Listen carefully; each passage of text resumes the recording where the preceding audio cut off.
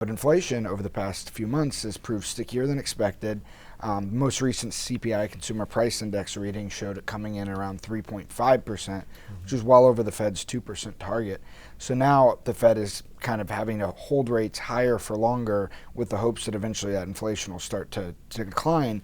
And then when we do see that inflation starting to decline, that'll be when the Fed will start considering cuts. Welcome to Reporter's Notebook, where we talk to the Washington Examiner's top journalists about the stories breaking on their beats. I'm Jim Antle, and I'm joined today by economics reporter Zach Halaschak. Zach, the Federal Reserve came out with their interest rate news. What was the decision? Yep, more of the same. We've seen this since July. Every single Fed meeting, they've held interest rates steady at their current level after raising them for about 2 years in order to tamp down inflation.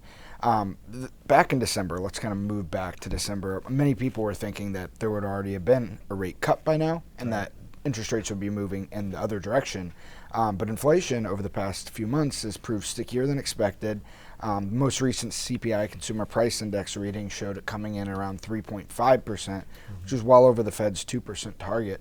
So now the Fed is kind of having to hold rates higher for longer with the hopes that eventually that inflation will start to decline. And then when we do see that inflation starting to decline, that'll be when the Fed will start considering cuts. So there's now a possibility that we won't see a rate cut before the election. Yeah, there is a possibility, and it's right now I'd say most investors it's kind of somewhere either September is the rate cut, or if not September, then it would be just days after the election, which would be big political news because higher interest rates alongside inflation are the two kind of negative economic factors that have been weighing Biden down. So obviously, if interest rates remain at the levels they're at, Trump and Republicans will use that as an attack against Democrats and Biden. And if they come down, it could be better news for Biden heading into the election. And so mortgage interest rates are obviously an example of how this has had an economic impact that could affect the election.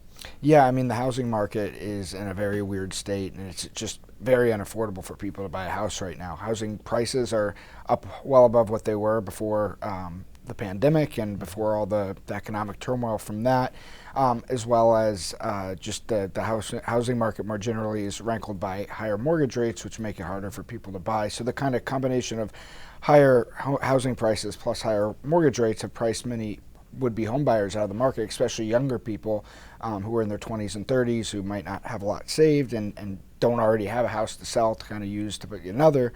And it's also created an interesting dynamic where during the pandemic, many people were able to lock in these like sub 3% mortgages.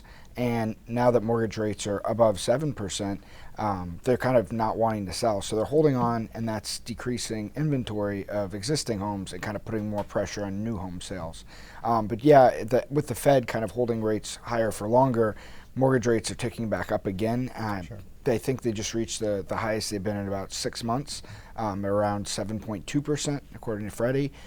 So yeah, it's going to be interesting to see when rates start going down, when mortgage rates start going down, but the big question is just when. What effect has this had on consumer confidence? Yeah, consumer confidence actually dipped to the lowest level, I believe, in almost 2 years for the last month. And that's important because that kind of shows not only how the economy is faring, but how it's faring in the eyes of consumers and in the eyes of voters in an election year. Most economists expected consumer confidence would have actually ticked up a little bit in April, but it went down, which is certainly not a good sign for Biden, the election, and for the economy more generally. Thank you, Zach. Yep. You can read Zach and the rest of our policy team's coverage at washingtonexaminer.com.